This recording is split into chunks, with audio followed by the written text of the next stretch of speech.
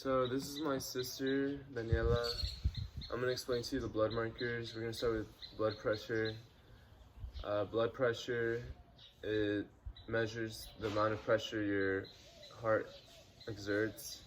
So the top number is systolic pressure, which is the maximum pressure your heart exerts during contraction, while diastolic pressure, which is the bottom number, is the least amount of pressure your heart exerts when it's relaxing. So your blood pressure is 120/70, which is a normal value, because normal would be below 120 and below 80. If you had low blood pressure, that'd be called hypotension, and if you had high blood pressure, that'd be hypertension. So the next one is heart rate, and heart rate is the amount of beats your heart beats in a minute. So your heart rate is 65 beats per minute, which is a good heart rate. The lower the heart rate, the better your cardiovascular fitness. So if you were to have below 60, you would have bradycardia, and if you had above 100, you would have tachycardia. So normal values are from 60 to 100 beats per minute. And then the next blood markers we're gonna go over, I chose some blood markers that can be affected with your medicine, such as Accutane. It can affect your complete blood count, your triglycerides, and your cholesterol. So for your complete blood count, it can lower it, but this is only on 10 to 30% of patients. And so your complete blood count includes your white blood cells, your red blood cells, and your platelets. So white blood cells are part of your immune system, and we're gonna say you have white blood count of 4,500 white blood cells per microliter, because the normal values for women are 4,500 to 1,100.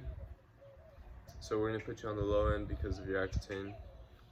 And then for red blood cells are part of, they can affect how much oxygen your tissues receive, which is really important because you need oxygen in your tissues. So we're gonna say that you have 4.2 million red blood cells per microliter, because that's the low end of the normal value for women, which is 4.2 million to 5.4 million. And if you have a low red blood cell count, this can be at risk for anemia, which is when you don't have enough red blood cells. And then platelets, we're gonna say you have 150,000 platelets, because the normal values are 150,000 to 450,000. And platelets are small cells that help your blood clot. So if you have a low count, you're at risk of thrombocytopenia, which is what prevents wounds from healing and can result in bleeding. And now triglycerides. If you're on Accutane, you risk of high triglycerides. And triglycerides are a type of fat in the blood. So when you eat, your body converts calories it doesn't need into triglycerides, which are stored in fat cells. And if you have high triglycerides, you could be overweight, have diabetes, drink too much alcohol, smoking. So that's not the case, but we're gonna say you have 180 milligrams per deciliter, and you want to be below 150 milligrams per deciliter. If you're at above 200, you're on the high end, and you don't want that, so you can lower that through diet and exercise. And finally, the last one, cholesterol. You might have an increased cholesterol because of Accutane. So we're gonna say you have around 200 milligrams per deciliter, and you want to be below that because cholesterol can lead to arteriosclerosis if you have high cholesterol. Cholesterol determines the risk of buildup of plaque in your bloods and your arteries, which can result in narrowed or blocked arteries, which is arteriosclerosis.